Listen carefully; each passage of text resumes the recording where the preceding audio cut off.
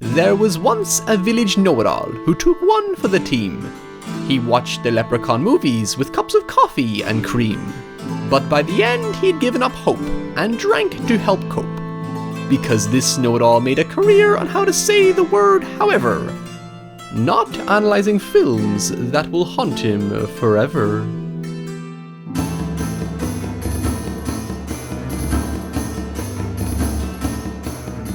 It's disturbingly fitting that, given the context of Ireland's complicated and troubled history with certain nations and belief systems, all irony is lost on the sole film series about an Irish leprechaun made by Americans who wish they were Irish, starring an Englishman from a country who wish still owned the Irish. While the series is known for being a relatively charming, semi-self-aware B-movie crapfest, it's jarring to think that 1993's Leprechaun was initially conceived as a legitimately serious horror movie. Now that was fun!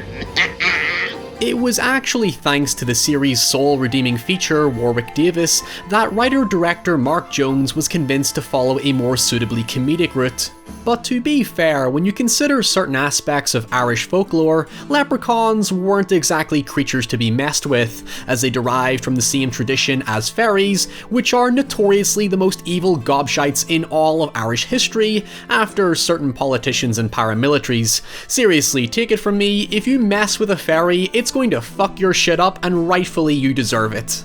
In fact, it's a misconception that leprechauns are symbolic of luck. They're arguably more of a symbol of mischief and menace, as most stories typically revolve around greedy individuals trying to catch leprechauns and steal their pot of gold at the end of the rainbow, which is exactly the case with this series. They should have been willing to give me shilling, but I've done well by sending them to hell!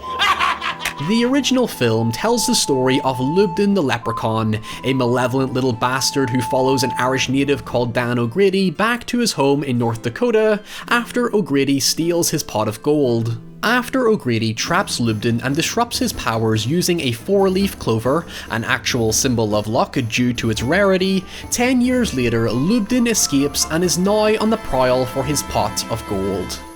So here's the thing, Lubden's motive is entirely justifiable. He's not evil for the sake of being evil, he's simply trying to get back what's rightfully his, and yeah sure, while he does take it a bit too far in typical Irish fashion, it's one of those easily preventable situations that can be resolved by, you know, just giving him his fucking gold.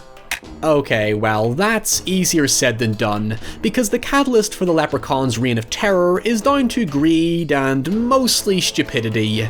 O'Grady ends up in a nursing home after having a stroke, and so the pot of gold is lost in the process until it's found by the series' two greatest characters, the precocious yet charming Alex, and his dim-witted man-child sidekick with a heart of gold called Ozzy. Ozzy, you didn't tell them that it was a leprechaun, did you? Of course I did.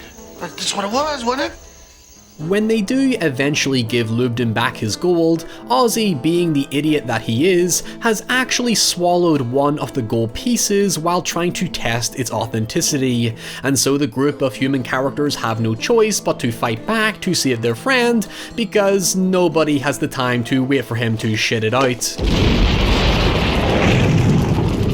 Overall, it's a fun, silly concept that mixes gory slasher kills with wholesome characters, but it's definitely not 8 movies worth of fun. Seriously, there are 8 of these bad boys, with potentially more on the way, and by the time we get to space, which trust me isn't even the wildest one, you'll realize that Leprechaun basically followed the exact same production history as Friday the 13th, and that includes a failed attempt at having a crossover with Candyman, and a super serious reboot that somehow actually happened.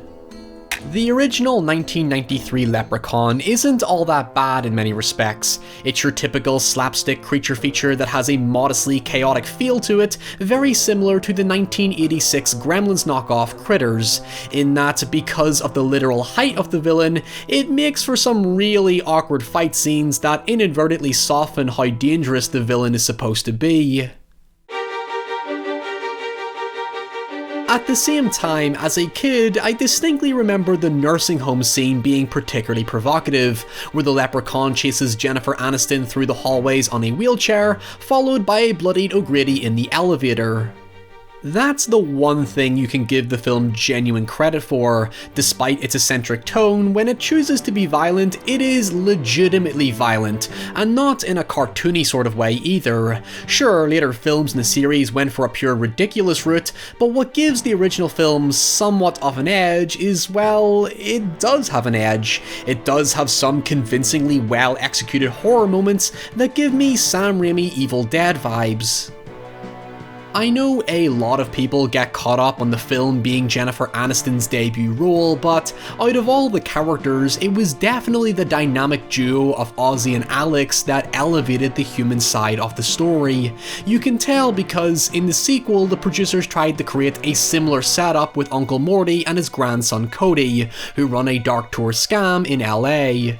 I would argue that, excluding the overtly serious reboot, Leprechaun 2 is probably the darkest film in the series, because it doubles down on Lubden's mean-spirited murders as he really hones in on the whole comeuppance for greed motive. Since the film opens 1,000 years in the past to give Lubden a bit of backstory regarding his power over people and his hunt for a bride, he is established to just be straight up evil rather than the first film having him be someone who could do evil if you get in his way. He arrives in the present day to hunt down a descendant to be his wife, and after getting her, we fall back into the same routine of Lubden searching for a missing gold coin. Overall, I would say your time with Lubden is just about the same amount of consistent fun, but honestly, the film left a bit of a sour taste in my mouth because it's comparatively more nasty than the first film, especially when the fun dynamic of Morty and Cody comes to a grim end when they trap Lubden and he offers Morty 3 wishes to let him go, which results in a monkey's paw effect where Morty asks for gold and Lubden obliges by materializing the gold in his fucking stomach. I suppose that's what you get for being a greedy bitch, huh? Now, the rather interesting thing about this second film is that it actually established a recurring theme, believe it or not, by essentially building its human characters and situations around flaws that are symbolic of leprechaun mythology. In the second film, Morty and Cody are initially presented as greedy and opportunistic, and while one learns the errors of his ways and overcomes the curse of the leprechaun, so to speak, the other suffers for it because he doesn't learn his lesson. Hell, even in the first film, Jennifer Aniston's character goes from a self-absorbed, materialistic rich brat to a humble, empowered woman, hence the ordeal bettered her in the process, again overcoming the curse, shall we say. In the third film, the switch to Vegas is perfectly in tune with Lubden's sinister shenanigans, as he ends up meeting characters consumed by not only greed, but arrogance, lust, power, and narcissism. And if you take it from that perspective, the satirical fragments that do exist and are buried deep underneath the series' shameless absurdity become a lot more authentic. The thing about Lubden is that there's something incredibly genuine about him, particularly thanks to Warwick Davis's continually consistent and dedicated performance. He's the only character who isn't seemingly hiding behind a smokescreen of vanity, delusion, or insecurity. If anything, he's nothing but sincere with the people he meets, and that goes right back to the first film where, before he realizes one of his coins are missing, he does keep his word and leaves the group alone. Yes, the second film's opening does show that he is deceptive for his own greedy intent, hence why I said it influences his character in a negative way, because now he's established as intentionally evil rather than inherently evil, but only if someone gets in his way. In the third film, our main protagonist Scott, who later went on to become the Oscar-nominated writer of Flight, I just thought you might want to know that, is a student with a very aggressive gambling addiction, who ends up using Lubden's missing gold to win big at a casino. And since we're going on the premise of Lubden being a force of symbolic punishment for people's wicked sins, because Vegas and superstition go together like how and ever, when Scott begins to transform into a leprechaun after getting Lubden's blood on him or something like that, what we end up with is an actual karmic transformation theme. This is basically a plot device that has been around forever, where it sees a character transform into something ironic to learn a moral lesson, which I guess in Scott's case was don't gamble your student loan on roulette. Look, I'm not trying to say this is deep or anything, I'm just trying to give you an alternative way of looking at this unholy abomination. Anyway, this theme that I basically have to commit to now is only absent in the 4th film, Leprechaun in Space. Goddamn, we're only halfway through this. Keep it together, Anne. Keep it together, Anne. Which is a film that is basically driven by an absurd gimmick added to an already absurd and shamelessly gimmick-filled series. The force field is to make sure no one leaves without us. You ball-busting bitch. I happen to think that this is the worst of them all, purely because it's just so insultingly lazy with painfully wasted potential. Warwick Davis is still obviously great and committed to his energetic performance, but it wasn't as if his career was really going anywhere at this point, so he needed something to devote his time to. In Leprechaun 4, Lubden is looking to become the king of an alien planet by marrying their princess, only to be attacked by a group of space marines because drugs and screenwriters don't go well together. The marines are soon able to blow him up, and while one of them pisses on his corpse, Lubden's spirit swims up his urine and manifests into an STD. Or at least that's what I think happens, or else I have a lot of explaining to do to my therapist. During all of this, we have a cyborg called Dr. Mittenhand who wants to harness the princess's powers to regenerate his body, only to eventually transform into this creepy spider hybrid thing. Look, let's just get to the point. The main problem with this one is that it just tries way too hard to be wacky and over the top to the point it becomes so desperate for your attention that I actually started to admire how grounded the previous films were. It just doesn't have any charm or creativity to keep you engaged, and calling it so bad that it's good is just an insult to bad films. At least when Jason X did it, it had some style and attitude to it. Here, it might as well be a Nickelodeon kids movie, which in its own right is also an insult to Nickelodeon, however the hell that's possible. Now, when it comes to Leprechaun in the Hood and Back to the Hood, you might be curious how the hell this idea came about. Well, surprisingly, it actually kinda works depending on the context in which you interpret it. While Back to the Hood is your typical by-the-numbers return to the slasher roots, In the Hood sort of reinforces the series' thematic angle by building it around tropes relevant to its setting, even if they're stereotypical to the point of being distastefully exploitative. The story follows 3 childhood friends from Compton looking to get their big break as a rap group, only to piss off both the Leprechaun and their gangster record producer Mac Daddy, played by Ice-T, by stealing Lubden's magical flute that Mac Daddy stole 20 years prior that has the power to put people in a hypnotic trance. That is a line I never thought I would say in my entire life.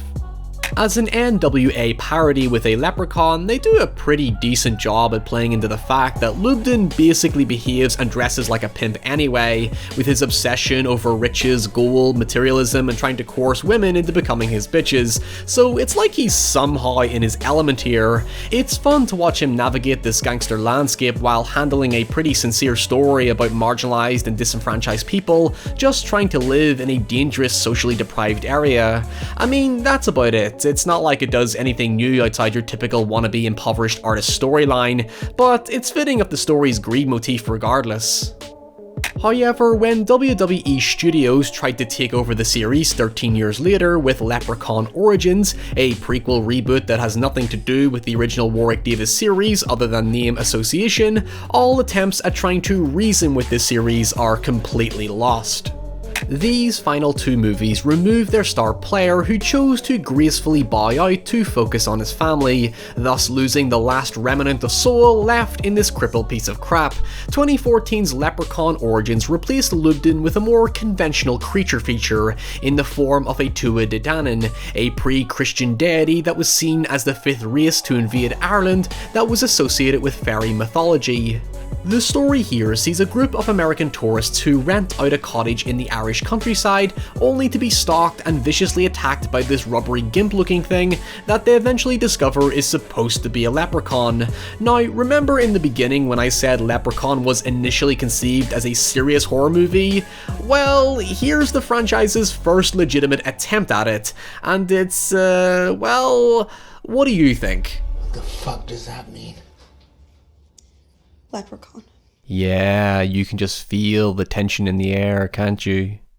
Look, we're talking about a direct-to-video WWE movie that basically served as a career turn for one of their dwindling wrestlers, so you take what you can get from it, and what you get is a lot of squinting at the screen trying to figure out what the hell is going on half the time. The camera work is frustrating and disorientating, as it attempts to force the illusion of a gritty, claustrophobic style with shaky cam and shallow depth of field that gives it the perspective of a whiskey-drunk Irishman trying to make his way home.